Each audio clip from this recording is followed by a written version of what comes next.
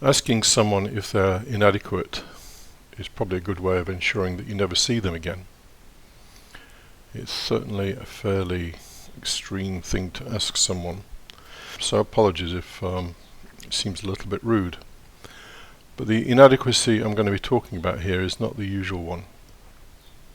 What we normally think of inadequate behaviour is when someone cannot deal with life in a modestly successful way, or maybe cannot deal with people in a modestly successful way.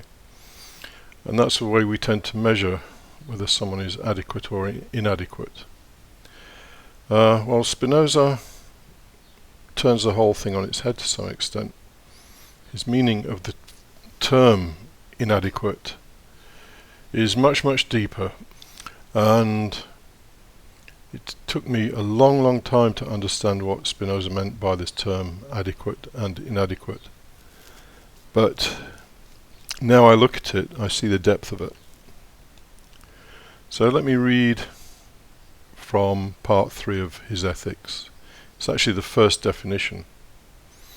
And it says, by an adequate cause, I mean a cause through which its effect can be clearly and distinctly perceived. In other words, what he's talking about is a one-to-one relationship between something happening and the cause of it happening. So if you throw a brick at a window and the window smashes, that's a fairly adequate cause. You threw the brick, the window smashed. There's not much sort of debate about why the window smashed. And you could argue your case to a policeman or a lawyer or a judge, and they wouldn't believe a word if they could see that you'd thrown the brick. So a very good correlation there between a cause and an effect. So by an adequate cause, I mean a cause through which its effect can be clearly and distinctly perceived. And then he goes on to say, by an inadequate or partial cause, I mean a cause through which by itself its effect cannot be understood. So you see something happen and it doesn't relate to the cause. So I'll give you just a everyday type example. So you're kicking a ball against a wall and suddenly there's a strong gust of wind and the ball hits a window and the window smashes. Well, what was the cause of the window smashing? Well, it was a mixture of two things, you kicking the ball and the wind blowing when it blew.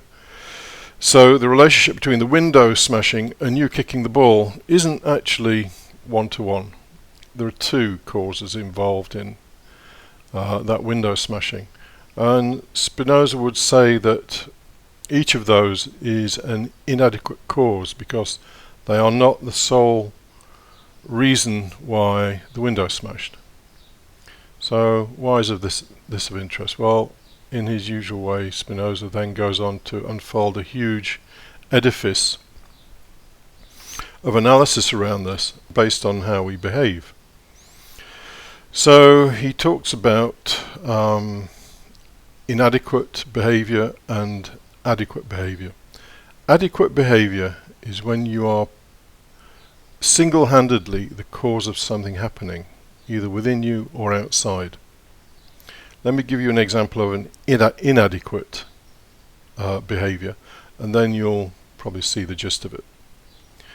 So say you are at your boss's party, you've been invited,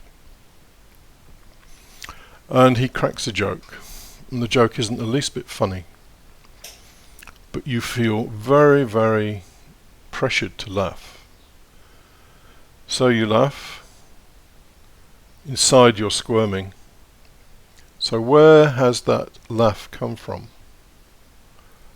Well, in Spinoza's analysis, you behaved inadequately because actually the reason for the laugh was not just you being amused. You weren't genuinely amused.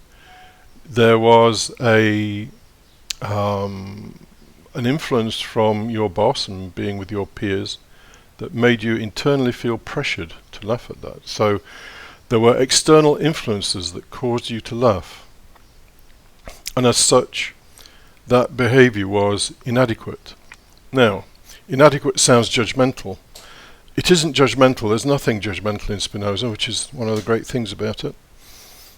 He's simply saying that this happens. And actually, for a large part of your life, your behavior will be inadequate. But there is a twist in the tale that I'll get to at the end of this. So let me give you another example. Here I am producing a podcast. There's a certain amount of ambition associated with producing a podcast. I mean, there is. If I didn't want anybody to listen to it, I wouldn't do it. And so there's some level of ambition. And if after 3 weeks I looked at the viewing figures and I saw 0, I'd feel somewhat disappointed. So why has that disappointment happened? Well, it happened because I had this ambition that other people were going to be interested in what I'm doing. When I find out they're not interested, then I experience this disappointment, a little blow to my ego. And that behavior, that disappointment, is inadequate behavior, because I'm depending on the people who listen to this to somehow validate the effort that I've put into producing it. So I'm dependent on you to look at this thing and for me to see some reasonable number of people. I don't expect tens of thousands of people to be interested in this.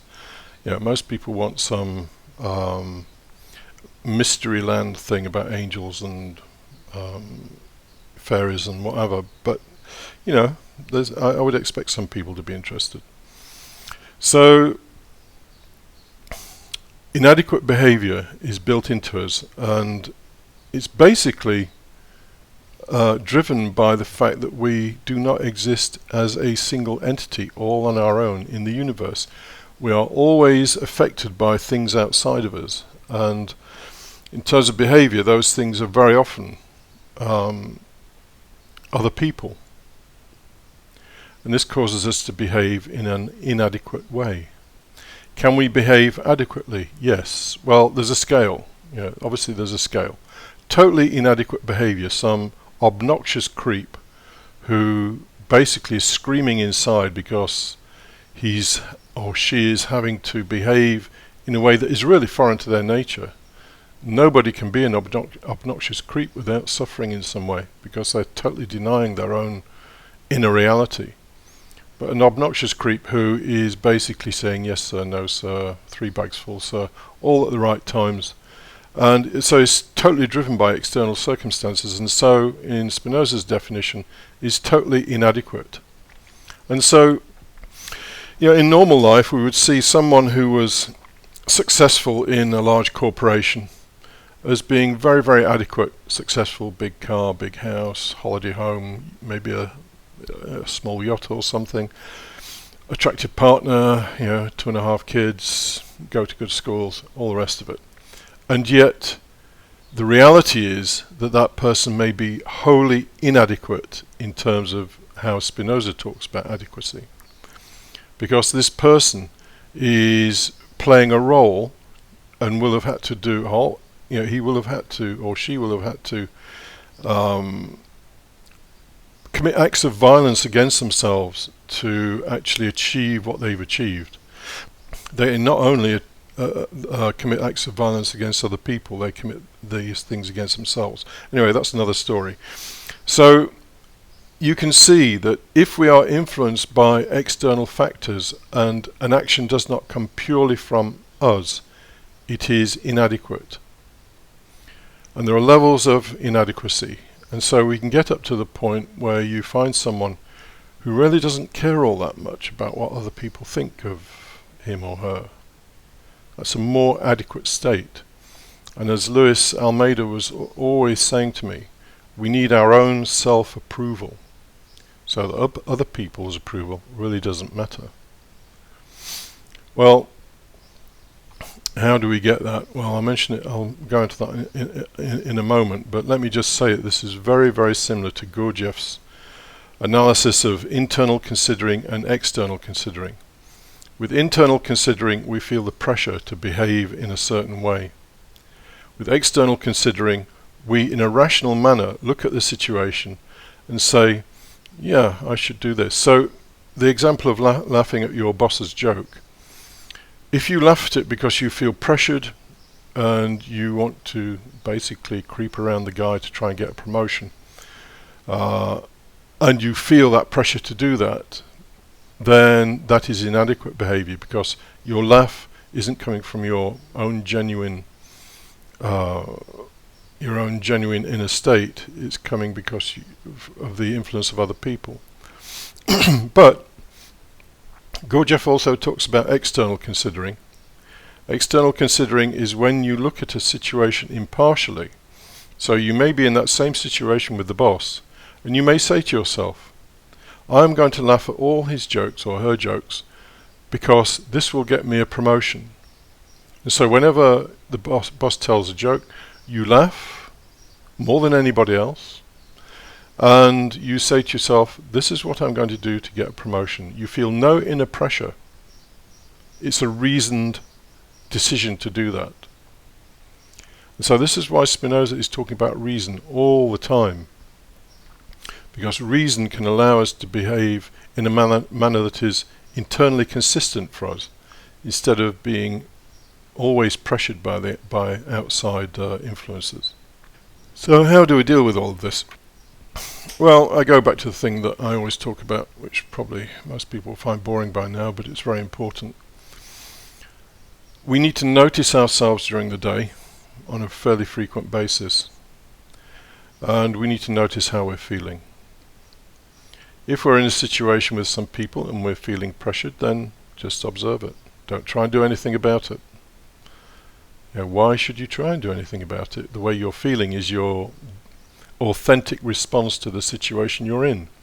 To muck around with it because you have some idea of how you might want to behave is inauthentic. So if you're with people, you feel pressured, let's say they're drinking heavily and you feel pressured to drink heavily, then just observe that pressure. It doesn't mean you have to go on and kill yourself through alcohol poisoning, but just observe the pressure that you're experiencing. Don't judge it. It'd be very easy to identify some kind of negative statement with the word inadequate, but being inadequate is how we are most of the time. You just observe it, and then you try and understand it. And eventually you may find a way to diminish these feelings of being inadequate, or the situations where you behave in an inadequate manner, and behave in a more rational manner. The behavior on the outside may be exactly the same. You still laugh at your boss's joke, but the bottom line is that you're doing it for a different reason. You're not doing it because you feel pressured. You're doing it because you've reasoned that is what you need to do in that circumstance if you want to get a promotion. Maybe you don't want to get a promotion, in which case tell it to fuck off. But anyway, the thing with all of this is that we never ever try and change our behavior. No part of you has the wisdom and intelligence to be able to modify your behavior. You just observe what's going on. And that observation will eventually give you some insights and set you more free. So, I said that we will always be inadequate in most situations in our life, but here's the twist. We can deal with our inadequacy in an adequate way, because the observation that you make of your inadequacy is an adequate response to it. It comes wholly from you. That's beautiful, isn't it?